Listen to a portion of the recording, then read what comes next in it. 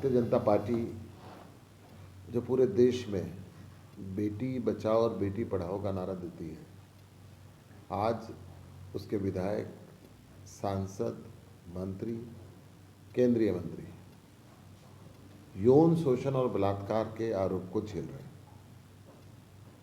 Bharatiya Janata party का शीर्ष नेतृत्व चुप है, ना उनके खिलाफ कोई कानूनी कार्रवाई कर रहा और ना ही उनको पदमुक्त कर रहा। मैं हरियाणा की बात करूं तो हरियाणा के पूर्व खेल मंत्री और वर्तमान में मंत्री, कैबिनेट मंत्री संदीप सिंह ने वरिष्ठ महिला कोच के साथ यौन अपराध किया। उनकी शिकायत नहीं लिखी गई। जब मीडिया और राजनीतिक दलों द्वारा इस बात का विरोध किया गया कि आप ऐसा क्यों कानून का पालन नहीं कर रहे, तब हरियाणा सरकार ने मंत्री पे कहने पे एक एसआईटी का गठन किया। उस बेटी के कहने पे नहीं। वो एसआईटी जो अपने मंत्री को क्लीन चिट देने के लिए उन्होंने बनाई। आम आदमी पार्टी ने आवाज उठाई कि अपराध चंडीगढ़ में हुआ है, एसआईटी का गठन चंडीगढ़ पुलिस द्वारा होना चाहिए और चंडीगढ़ में एफआईआर लिखी जानी चाहिए। तब चंडीगढ़ पुलिस ने एफआईआर लिखी। आज तक उनको न पदमुक्त किया गया और ना ही उनके खिलाफ कोई कार्रवाई की गई। मैं बात करूं यूपी के विधायक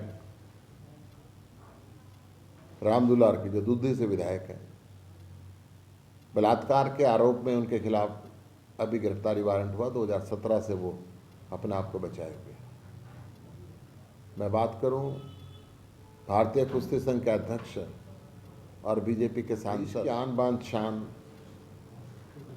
देश के अंतर्राष्ट्रीय खिलाड़ी की आवाज जब नहीं सुनी गई तो उनको जंतर मंतर पे धरना देना पड़ा।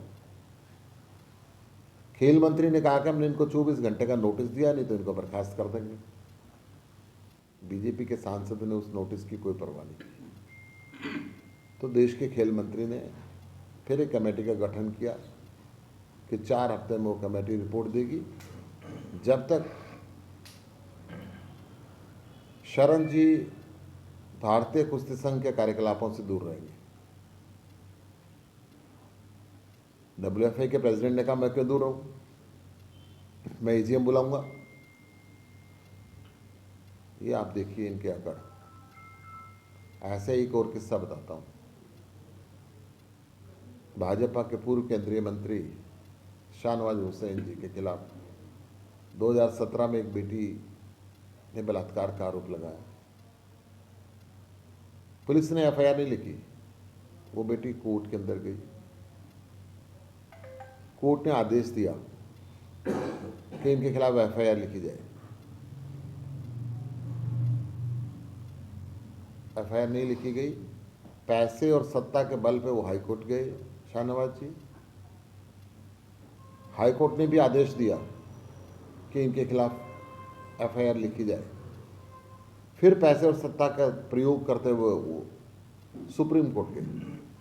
उस बेटी को बलात्कार के आरोप की एफआईआर लिखवाने के लिए सुप्रीम कोर्ट तक जाना पड़ा। अब अंत में सुप्रीम कोर्ट ने निर्देश दिया कि इनके खिलाफ एफआईआर लिखी जाए।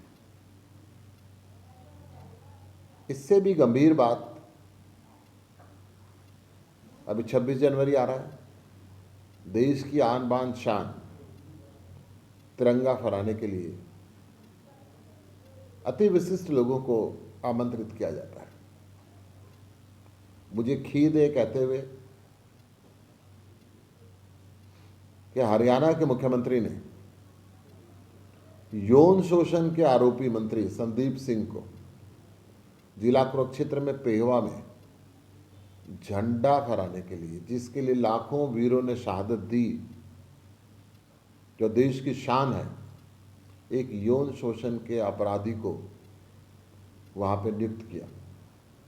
मैंने उपराज्यपाल महोदय को अभी चिट्ठी लिखी। विषय की अगर हम बात करते हैं सांसद की, वो सीधा कह रहा है विपक्ष खेल रहा है। इन्वेस्टिगेशन में दूध का दूध पानी का पानी हो जाएगा। केवल ये 3 या 4 पहलवान हैं, बाकी सारे तो अखाड़े में हैं। इसको कैसे समझाएंगे आप? देखिए, मैं एक बात बड़ी स्पष्ट तौर पे कहता हूँ भारत का कानून है, सुप्रीम कोर्ट का फैसला है।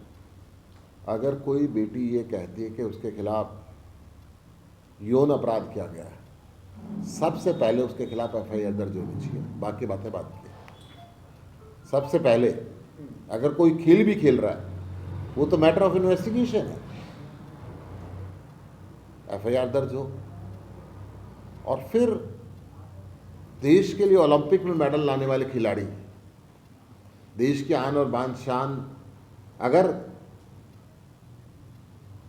जंतर मंतर पे बैठने के लिए मजबूर होती है तो उनकी बातों को इतने हल्के में कैसे लिया जा रहा है।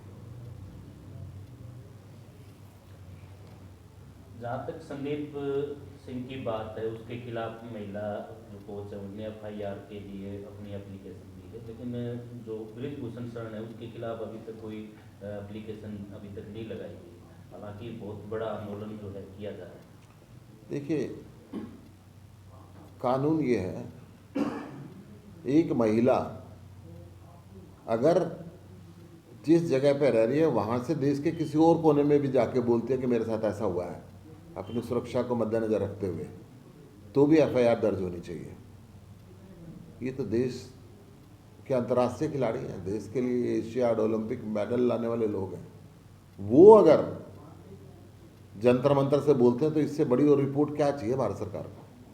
नहीं, मगर वो सांसद ये कह रहे हैं सीधी सीधी साजिश है, ये डायरेक्ट ओलंपिक खेलना चाहते हैं बिना कोई मैच खेले। हर अपराधी यही बात कहता है।